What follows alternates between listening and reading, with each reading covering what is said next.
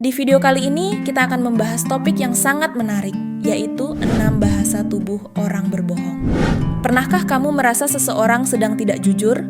Atau mungkin ingin tahu bagaimana cara membaca tanda-tanda kebohongan? Yuk, kita bahas satu persatu bahasa tubuh yang sering muncul ketika seseorang berbohong.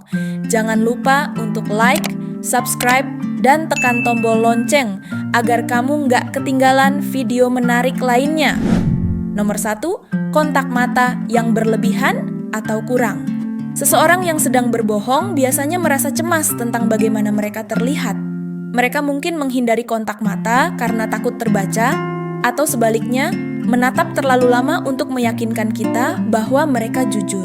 Jadi, jika kamu melihat seseorang terlalu sering mengalihkan pandangan atau malah menatap matamu tanpa berkedip, itu bisa jadi tanda mereka sedang tidak mengatakan yang sebenarnya. Nomor 2, gerakan tangan yang berlebihan atau menyembunyikan tangan. Saat berbohong, tubuh seseorang sering memberikan sinyal yang bertentangan dengan apa yang mereka katakan.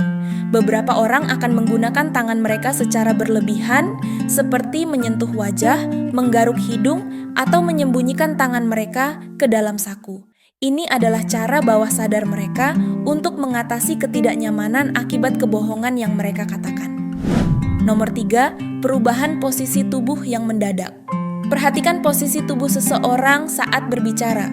Orang yang sedang berbohong cenderung gelisah, sering mengubah posisi duduk atau berdiri secara mendadak. Mereka mungkin memalingkan tubuhnya atau melangkah mundur tanpa sadar karena merasa tertekan oleh kebohongan mereka. Nomor 4, ekspresi wajah yang terlambat atau terlalu cepat. Saat seseorang berbohong, seringkali ekspresi wajah mereka tidak sinkron dengan kata-kata yang mereka ucapkan.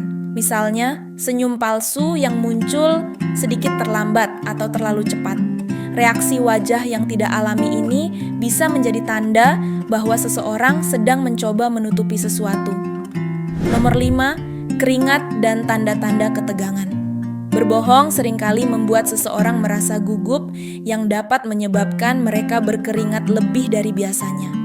Selain keringat, tanda-tanda ketegangan lainnya seperti menggigit bibir, mengepalkan tangan, atau menggerakkan kaki secara tidak sadar bisa menunjukkan bahwa mereka merasa tidak nyaman dengan kebohongan yang mereka ucapkan. Nomor 6, nada suara dan cara bicara yang tidak konsisten. Ketika seseorang berbohong, seringkali nada suara mereka berubah, bisa menjadi lebih tinggi atau lebih rendah dari biasanya.